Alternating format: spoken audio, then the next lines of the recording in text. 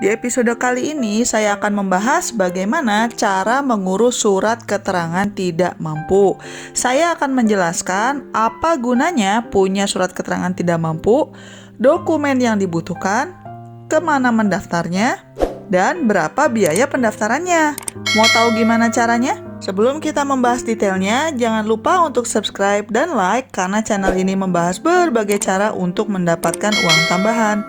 Kalau kalian ingin dapat uang dari YouTube, silakan klik link di deskripsi karena ada triknya loh supaya bisa cepat monetisasi.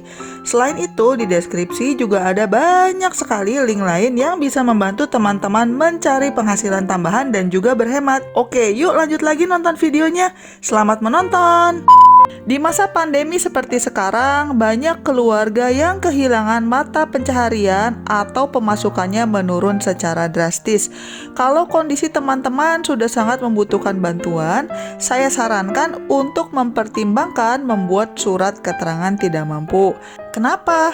Karena dengan surat ini, maka teman-teman bisa dibantu untuk keringanan perawatan medis, permohonan pengobatan gratis, mendapat keringanan biaya pendidikan, pengajuan beasiswa, untuk dapat sembako, atau jadi penerima zakat, dan sebagainya. Dan mengurus surat keterangan tidak mampu itu gratis loh, alias tidak dipungut biaya sama sekali. Kalian juga tidak butuh perantara atau calo, asal kalian tahu cara-caranya. Makanya nonton terus video ini ya. Nah, dokumen apa saja sih yang dibutuhkan untuk meminta surat keterangan tidak mampu? Informasinya kita bisa lihat di website Sistem Informasi Pelayanan Publik yang dikelola oleh Kementerian Pendayagunaan Aparatur Negara ya teman-teman. Sebagai catatan, sayangnya di Indonesia belum ada standarisasi syarat surat keterangan tidak mampu. Jadinya ada perbedaan persyaratan antara satu daerah dengan yang lain. Tapi secara umum berikut adalah syarat dalam pengajuan surat keterangan tidak mampu. Yang pertama, kalian membutuhkan surat pengantar dan keterangan dari ketua RT setempat. Kalian juga akan membutuhkan surat pernyataan belum terekam pada DTKS atau Data Terpadu Kesejahteraan Sosial. Selanjutnya, kalian juga akan diminta untuk memberikan fotokopi kartu keluarga dan menunjukkan yang asli, serta fotokopi dan IKTP yang asli. Sebagian daerah meminta keterangan tambahan berupa surat pernyataan tidak mampu yang diketahui RT dan 2 orang saksi, rincian pembiayaan biaya pendidikan atau biaya rumah sakit kalau relevan, tanda lunas pajak bumi dan bangunan, dan juga pas foto rumah yang bersangkutan dari posisi depan dan samping rumah kemudian di-print dengan ukuran 5R. Kalau dokumennya sudah siap, teman-teman bisa datang ke kantor kelurahan setempat. Prosesnya sebagai berikut. Yang pertama, pemohon mengajukan rekomendasi surat keterangan tidak mampu atau SKTM dengan membawa berkas persyaratan kepada petugas penerima berkas di kantor desa atau kelurahan. Kemudian, petugas akan menerima berkas dan melakukan verifikasi kelengkapan. Kemudian, akan dilakukan validasi dan pemberian persetujuan. Tapi, jika kelengkapan berkas dan penilaian tidak sesuai, maka berkas akan dikembalikan kepada pemohon. Kalau berhasil, berkas akan masuk ke meja lurah. Kemudian, lurahnya harus tanda tangan dan memberikan stempel persetujuan. Baru sesudah itu, pemohon bisa mengambil SKTM. Menurut websitenya Kemenpan RB, mestinya prosesnya hanya 1 hari loh.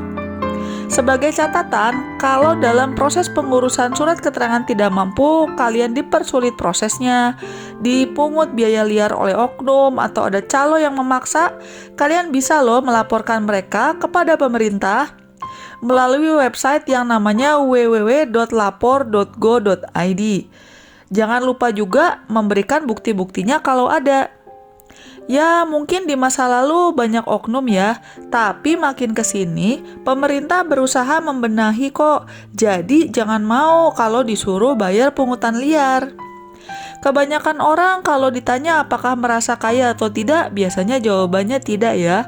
Tapi definisi miskin atau kurang mampu itu sebenarnya apa sih? Menurut Peraturan Menteri Sosial Republik Indonesia, ini nomornya ada di sini ya, tentang penetapan kriteria dan pendataan fakir miskin dan orang tidak mampu, ada 14 kriteria. Yang pertama, luas lantai bangunan tempat tinggalnya kurang dari 8 meter persegi per orang di keluarga tersebut. Lantai bangunan tempat tinggalnya terbuat dari tanah, bambu atau kayu murahan. Dinding bangunan tempat tinggalnya terbuat dari bambu, rumbia atau kayu berkualitas rendah atau tembok tanpa plester. Tidak memiliki fasilitas buang air besar atau bersama-sama dengan rumah tangga lain menggunakan satu jamban.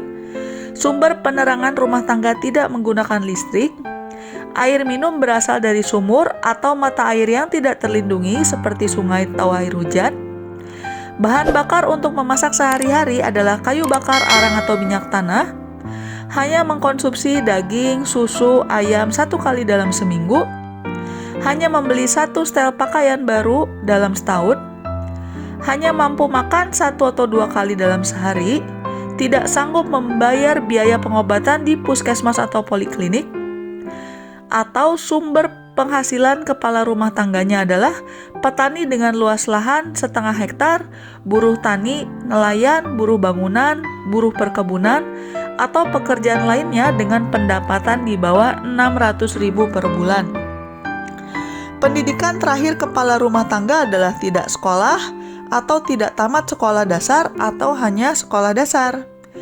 Juga persyaratan yang terakhir adalah tidak memiliki tabungan atau barang yang mudah dijual dengan nilai minimal 500.000 seperti misalnya sepeda motor, emas, hewan ternak, kapal motor, ataupun barang modal lainnya. Kalau tidak memenuhi kriteria di atas bagaimana? Kalian bisa tetap mencoba sih untuk mengurus surat keterangan tidak mampu, karena asal Pak RT masih mau memberikan surat pengantar dan dokumen-dokumen lainnya lengkap, teman-teman bisa mencoba menjelaskan situasi kalian kepada petugas kelurahan. Kalau kalian sudah mencoba mendaftar surat keterangan tidak mampu, tapi karena satu dan lain hal tidak dapat, alternatif lainnya adalah dengan meminta bantuan secara online melalui platform crowdfunding seperti kitabisa.com atau wecare.id. Silakan nonton video saya yang lain karena saya sudah pernah membahas secara detail bagaimana caranya meminta sumbangan online melalui kitabisa.com. Cara yang serupa juga bisa dipakai untuk platform crowdfunding lainnya. Silakan klik link di pojok kanan atas atau di deskripsi untuk nonton videonya. Kalau kalian sebenarnya masih mampu, tolong ya jangan membuat surat keterangan tidak mampu atau minta sumbangan hanya karena ingin berhemat. Kalau sekedar ingin dapat penghasilan tambahan, ada banyak kok caranya. Simak aja berbagai tips di channel ini. Kalau teman-teman ingin tahu cara-cara lain untuk mendapatkan uang tambahan, silakan mampir ke channel saya dan klik berbagai link yang ada di deskripsi. Jangan lupa juga untuk subscribe ya. Sekian dulu episode kali ini dan selamat mencari uang tambahan. Bye-bye!